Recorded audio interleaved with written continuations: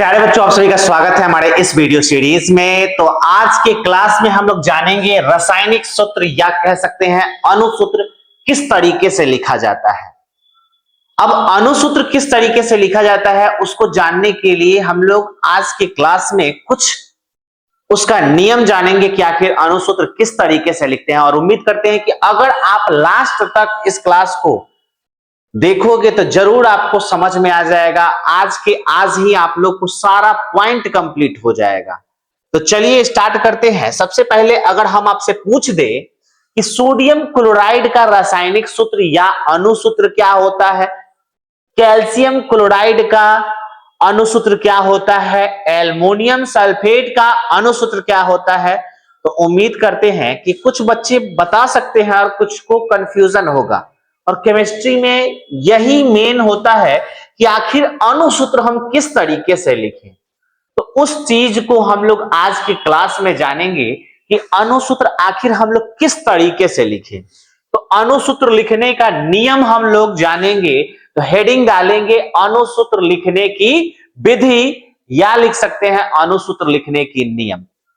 ठीक है, तो पहला जो नियम है, सबसे पहले हम लोग नियम जानेंगे। तो पहला नियम है कि किसी यौगिक का अणुसूत्र लिखने के लिए, किसी यौगिक का अणुसूत्र लिखने के लिए बाईं ओर, देखिए किस ओर, बाईं ओर धन मूलक को तथा दाईं ओर ऋण मूलक का संकेत लिखते हैं। याद रखिएगा क्या बोला गया कि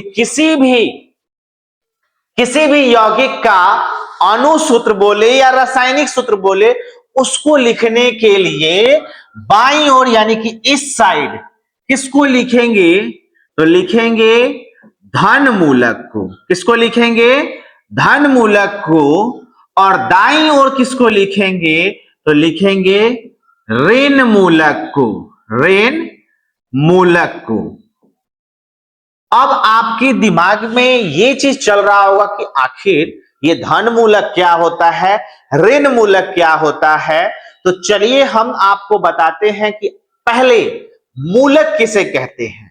ठीक है, तो धन मूलक को आप लोग नियम याद रखिएगा। पहला नियम हमने आपको क्या कहा कि अणुसूत्र लिखने का पहला नियम है कि किसी यौगिक का अणुसूत्र लिखने के लिए बाईं ओर धन मूलक तथा दाईं ओर ऋण मूलक का संकेत लिखते हैं। याद रखिएगा, धन मूलक का संकेत लिखेंगे, क्या लिखेंगे, बाईं ओर धन मूलक का संकेत और दाईं ओर ऋण मूलक का संकेत। ठीक है, तो हम लोग इसके संकेत को भी याद करेंगे, लेकिन सबसे पहले जान लेते हैं कि ये मूलक किस चिड़िया का नाम है। तो मूलक क्या होता है इस चीज को देख लेते हैं।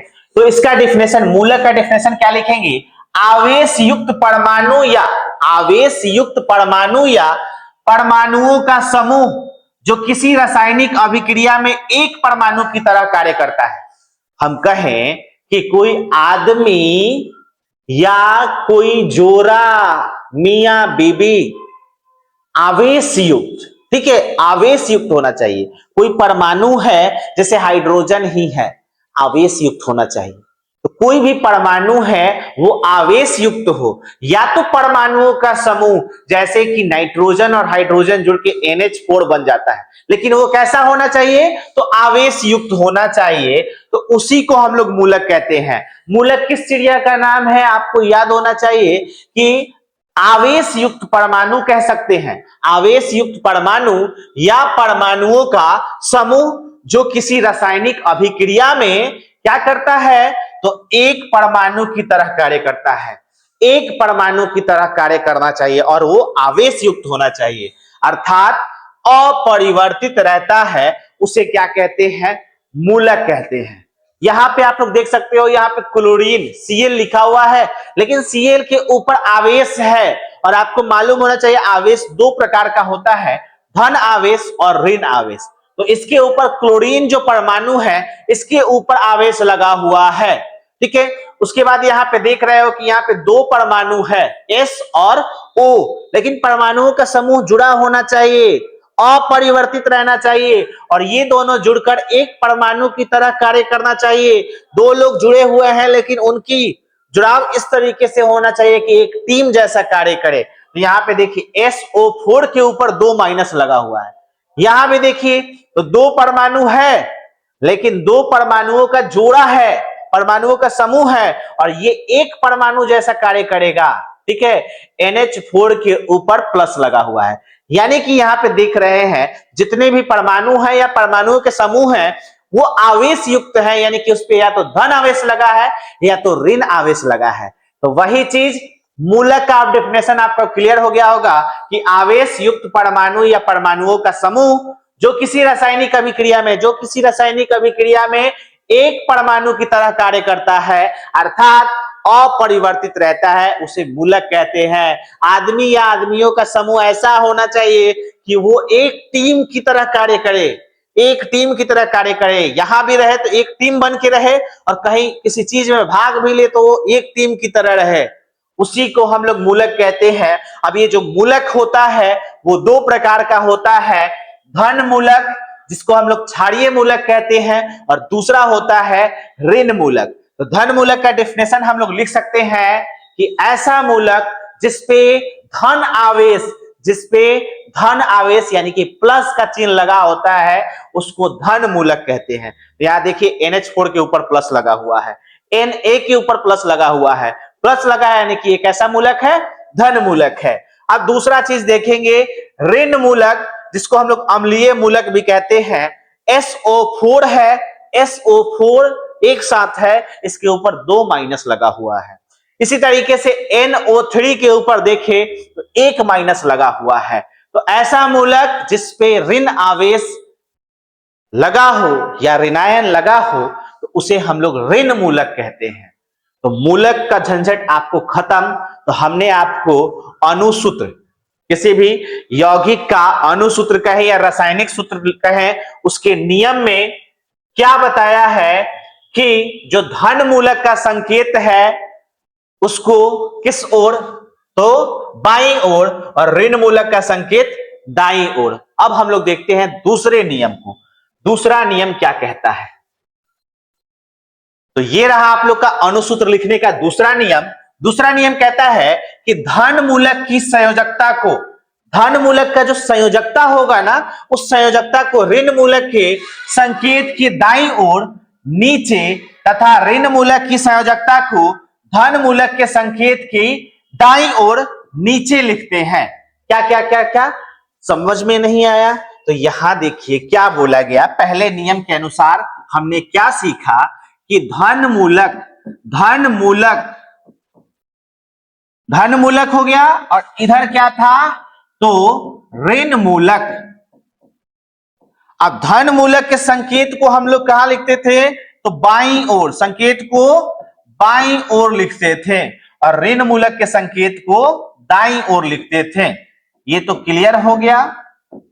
अब क्या कह रहा है, अब जो धन मूलक होगा उसकी भी संयोजकता होगी, धन मूलक की भी संयोजकता होगी, और उस संयोजकता को याद करना होगा, और इसकी भी संयोजकता होगी, इसकी भी संयोजकता होगी।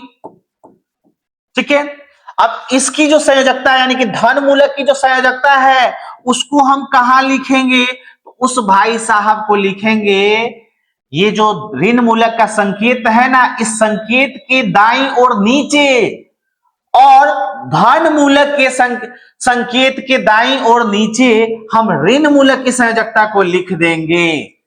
क्लियर? तो देखिए यहां पे अब अगर आपको समझ नहीं आ रहा है तो मैं आपको बता दूं, मान लीजिए कि यहां पे हम धन मूलक में हम लेते हैं किसको, तो धन मूलक में हम लेते हैं x को। किसको? मान लीजिए x कोई धन मूलक है और y ऋण मूलक है। ठीक है, अब इसके संकेत को हम लोग जानते हैं कि कहां लिखेंगे, तो किधर, बाईं ओर, और ऋण मूलक के संकेत को दाईं ओर, पहले नियम के अनुसार।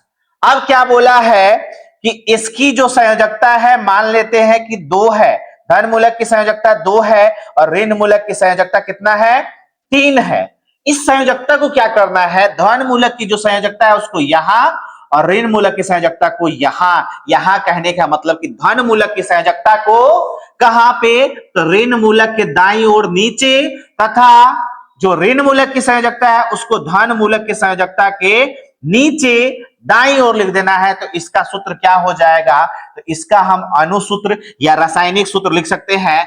x के नीचे 3 को लिख देंगे और y के नीचे 2 को लिख देंगे। हो गया हमारा अणुसूत्र लिखने का नियम। बस इतना ही नियम हम लोग को समझना है। अब हमको मेन है याद करना है हमको मूलक, कुछ धन मूलक को और कुछ ऋण मूलक को। लेकिन उससे पहले कुछ एग्जाम्पल आप लोग देखिए, जैसे कि कैल्शियम है, कैल्शियम क्लोराइड का बोल रहा है यहाँ पे अणुसूत्र लिखने के लिए। मान लेते हैं हमें कुछ नहीं आता है, हम बस नियम पर क्या गए, यहां बोला कैल्शियम क्लोराइड का अणुसूत्र लिखें। कैल्शियम धन मूलक है कि ऋण मूलक है ये पता होना चाहिए। तो कैल्शियम धन मूलक है और इसका संकेत जो है, धन मूलक का संकेत वो बाईं ओर, और क्लोराइड का संकेत होता है Cl, इसको हम लोग लिखेंगे दाईं ओर। अब इसकी जो संयोजकता है वो हो गई कितनी, तो कैल्शियम की संयोजकता 2, ठीक है, और क्लोराइड की संयोजकता होता है 1। तो इसका जब हम लोग अणुसूत्र लिखेंगे तो हमने आपको बताया इसकी संयोजकता को इसके नीचे और इसकी संयोजकता को इसके नीचे। तो देखिए यहाँ पे अणुसूत्र लिखेंगे, तो हम क्या करेंगे, क्या हो जाएगा इसका कैल्शियम क्लोराइड का, तो Ca, और इसके नीचे हम 1 लिखे या 1 छिपा हुआ है छोड़ देते हैं ऐसे, और Cl के नीचे अगर इस 2 को ले जाएंगे तो 2 यहां पे लिखना पड़ेगा। तो अणुसूत्र क्या हो गया, कैल्शियम क्लोराइड का CaCl2, ठीक है। उसी प्रकार से दूसरा दिया है एल्युमिनियम सल्फेट, एल्युमिनियम सल्फेट का लिखना है। तो सबसे पहले एल्युमिनियम का संकेत क्या होता है, Al, उसे लिख लेंगे, धन मूलक है तो बाईं ओर, और सल्फेट ऋण मूलक है तो सल्फेट का होता है SO4, तो सल्फेट का क्या हो जाएगा SO4, ठीक है। अब हम लोग क्या करेंगे, एल्युमिनियम की संयोजकता होती है 3, तो यहां पे लिखेंगे 3, और सल्फेट का संयोजकता होता है 2, जो कि इसके नीचे लिख देंगे। अब हम चलेंगे नियम के अनुसार। तो नियम जो कहता है अणुसूत्र लिखने का, वो कहता है कि धन मूलक को बाईं ओर और ऋण मूलक को दाईं ओर, ठीक है। अब इसकी संयोजकता को इसके नीचे और इसकी संयोजकता को इसके नीचे लिख देंगे, ठीक है।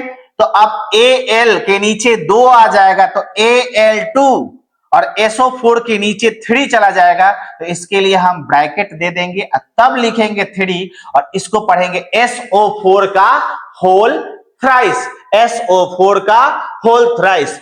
तो एल्युमिनियम सल्फेट का अणुसूत्र क्या हो जाएगा, Al2SO4 का होल थ्राइस, ठीक है। उम्मीद करते हैं कि आपको एक एक पॉइंट समझ में आ रहा होगा। अब अगला जो है वो है अमोनियम सल्फेट का अणुसूत्र। तो अमोनियम सल्फेट में अमोनियम क्या है, धन मूलक, और सल्फेट है ऋण मूलक। तो अमोनियम का सूत्र लिखेंगे किस ओर, बाईं ओर, तो NH4 होता है। अमोनियम का क्या होता है, NH4, और सल्फेट का क्या होता है, तो देखिए सल्फेट का होता है, पीछे भी बताया है, SO4, ठीक है। अब हम लोग इसकी संयोजकता को अभी यहां पे लिख लेते हैं। NH4 की संयोजकता 1 और SO4 की संयोजकता 2। अब हम लोग चलते हैं फाइनली अणुसूत्र लिखने पे। जिनको अगर लिखने आ गया होगा वो डायरेक्ट भी लिख सकते हैं, इतना करने की कोई जरूरत नहीं। अब इसकी संयोजकता को इसके नीचे और इसकी संयोजकता को इसके नीचे, तो NH4 के नीचे 2 को ले जाना है। देख रहे हैं कि 4 है यहाँ पे, तो ब्रैकेट घेर देते हैं, होल ट्वाइस पढ़ते हैं इसको, और SO4 लिखते हैं, और SO4 के नीचे 1 को ले जाएंगे, तो 1 तो यहां छिप गया, इसलिए हम यहाँ पे ब्रैकेट नहीं घेरेंगे। क्या हो जाएगा, NH4 का होल ट्वाइस इंटू SO4, ठीक है, SO4। आगे चलते हैं, मैग्नीशियम सल्फेट का अणुसूत्र। मैग्नीशियम सल्फेट का अणुसूत्र लिखे, तो मैग्नीशियम का क्या होता है, तो मैग्नीशियम का आप लोग देखिए यहां पे लिखा हुआ है Mg, ठीक है। और सल्फेट का तो अभी अभी देखे आप लोग SO4। अब सल्फेट का आपको संयोजकता याद हो गया होगा, Mg का भी याद कर लीजिए, इसका भी संयोजकता 2 होता है और इसका भी संयोजकता 2 होता है, ठीक है। अब देखिए अगर संयोजकता बराबर हो चाहे कटने वाला हो तो काट देंगे, कटने वाला हो तो काट देंगे। तो देखिए यहाँ पे 2 से 2 कट जाएगा, हम डायरेक्ट लिख देंगे MgSO4, MgSO4। अगर संयोजकता कटने वाला है, अगर मान लीजिए कि X धन मूलक है और इसकी संयोजकता 4 है और Y ऋण मूलक है, इसकी संयोजकता 2 है, कटने वाला है तो काट देंगे, 2 एकम 2, 2 दूनी का 4। अब क्या इसकी संयोजकता कट गया, अब क्या करेंगे, अणुसूत्र लिखते समय इसकी संयोजकता को इसके नीचे और इसमें तो 1 बचा हुआ है, इसकी संयोजकता को इसके नीचे, तो सूत्र क्या हो जाएगा, X और 1 तो गया तो छिप गया Y2, ठीक है, XY2। यानी कि संयोजकता सरल अनुपात के रूप में लिखते हैं, कटने वाला हो तो काट देंगे। तो वैसा ही कुछ यहां पे हुआ है, 2 से 2 कट गया है तो MgSO4 किसका हो गया अणुसूत्र, तो मैग्नीशियम सल्फेट का हो गया, ठीक है। आगे इसी तरीके से हम लोग को अब याद करना होगा क्या, तो धन मूलक, कुछ धन मूलक का संकेत और संयोजकता, और उसी तरीके से ऋण मूलक का संकेत और संयोजकता, ठीक है। तो ये हमें याद करना होगा, तो चलिए याद करते हैं। चलिए, हाइड्रोजन का संकेत H, संयोजकता, A, सोडियम का संकेत Na, संयोजकता, A, पोटेशियम का संकेत K, संयोजकता, A, अमोनियम का संकेत NH4, संयोजकता, A, मैग्नीशियम का Mg, संयोजकता, 2, कैल्शियम का संकेत Ca, संयोजकता, 2, जिंक का संकेत Zn, संयोजकता, 2, बेरियम का संकेत Ba, संयोजकता। 2, अब देखिए यहाँ पे ऋण मूलक हाइड्राइड का, H, हाइड्रोजन नहीं है हाइड्राइड है, संकेत H, संयोजकता, A, क्लोराइड का Cl, संयोजकता, A, ब्रोमाइड का Br, संयोजकता, A, आयोडाइड का I, संयोजकता, A, क्लोराइड का संकेत F, संयोजकता, A, हाइड्रो ऑक्साइड का संकेत OH, संयोजकता, 1, उसके बाद नाइट्राइड का संकेत NO2, संयोजकता, 1, नाइट्रेट का NF3, संयोजकता। 1, याद रखिएगा यहाँ पे नाइट्राइट है, यहाँ पे टाइट है, यहाँ टेट है, टाइट में NO2, ठीक है, और टेट में। इसके बाद देखिए अब आप लोग के लिए होमवर्क है, जैसे कि सोडियम क्लोराइड का अणुसूत्र लिखना है आपको, पोटेशियम क्लोराइड का अणुसूत्र लिख के लाना है, हाइड्रोजन क्लोराइड का अणुसूत्र लिखना है और अमोनियम क्लोराइड का अणुसूत्र लिखना है, मैग्नीशियम क्लोराइड का अणुसूत्र लिखना है। ये सभी आपका होमवर्क रहेगा, एक बार आप लोग स्क्रीनशॉट ले लीजिए। चलिए आगे चलते हैं। इसी तरीके से आपका अगला है, कहां तक हुआ, कितना नंबर हुआ, 5 नंबर। 5 के बाद हम चलेंगे, ये 6 नंबर आपका होमवर्क, 7, 8, 9, ठीक है। तो ये रहा आपका होमवर्क। उम्मीद करते हैं कि बेसिक केमिस्ट्री का जितना भी सीरीज आपको मिल रहा है ये आपके लिए फायदेमंद है। और अगर आप लोग चैनल पे नए हो, चाहे ये वीडियो देखे हो, तो इससे पहले वाला जितना भी बेसिक केमिस्ट्री का वीडियो है आप एक बार देख लो, और उम्मीद करेंगे कि आपका जो केमिस्ट्री से डर बना हुआ है ना, वो डर खत्म हो जाएगा। तो उम्मीद करते हैं कि ये वीडियो आपको पसंद आया होगा। अगर वीडियो आपको पसंद आया है तो जरूर कमेंट में कुछ ना कुछ कमेंट करिए, समझ में आया है वो भी, अगर नहीं आया है वो भी। और कम से कम गुरु दक्षिणा के रूप में आप लोग इस वीडियो को अपने अपने स्टेटस में लगा लीजिए, अपने दोस्तों तक शेयर कर दीजिए। तो चलिए, वीडियो के साथ जुड़ने के लिए बहुत बहुत धन्यवाद।